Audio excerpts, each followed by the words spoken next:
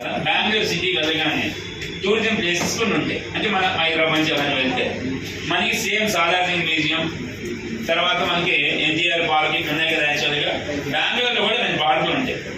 ఆ 2 పార్కులు కట్టించింది టిప్పు సుల్తాన్. ఎవరైనా ప్లేసెస్ కంపల్సరీ చూస్తారు. ఒక గాజుపల్లి లాల్ బాగ్, ఇవన్నా బొటానికల్. 2 ఏ ఊళ్ళు ఉన్నాయి కట్టించిన వాడు. ఏం రాస్తారు చెప్పండి. టైటిల్స్ రాసి వదిలేసారా? నెక్స్ట్ పోండి చెప్పండి, తర్వాత చెప్తారు కదా. ఓకే, నెక్స్ట్ వన్ గార్డెన్ పేరు ఏంటన్నా? ఫస్ట్ రాసు లాల్ బాగ్ తోట, Lal Bagh LAL, Lal Bagh garden.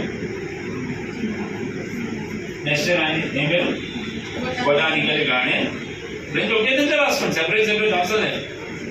Lal Bagh garden, botanical garden in బెంగళూరులో కలవు. బెంగళూరులో కలవు. బిల్డ్ బై టిప్పు సుల్తాన్ రాసుకోండి. ఇంక పేరు రాయాల్సిన అవసరం కూడా బిల్డ్ అని రాసి వదిలేసి అని. ఎవరు కట్టింది? నేను చెప్పాలి. టిప్పు సుల్తాన్ రాసి వదిలేసి. Okay, next question 1 by 1. ఇందులో చెప్పే ప్రతి పని కూడా ఒకటే. నెక్స్ట్ 2వ క్వశ్చన్ రైట్ చేస్తున్నా.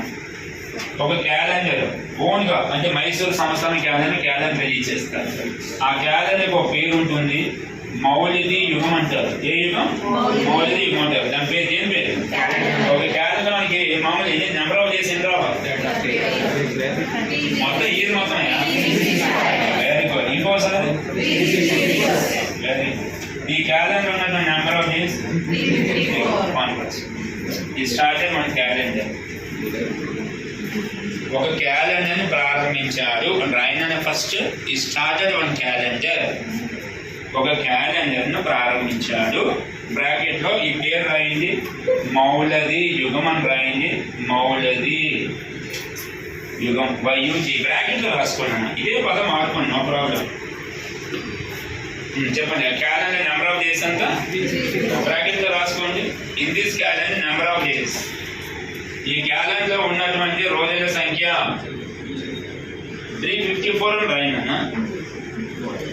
354 360 మిమ్మల్ని అడిగానే కావాలి. దీంట్లో ఎన్ని ఉంటాయి, దాంట్లో ఎన్ని చెప్పాలి.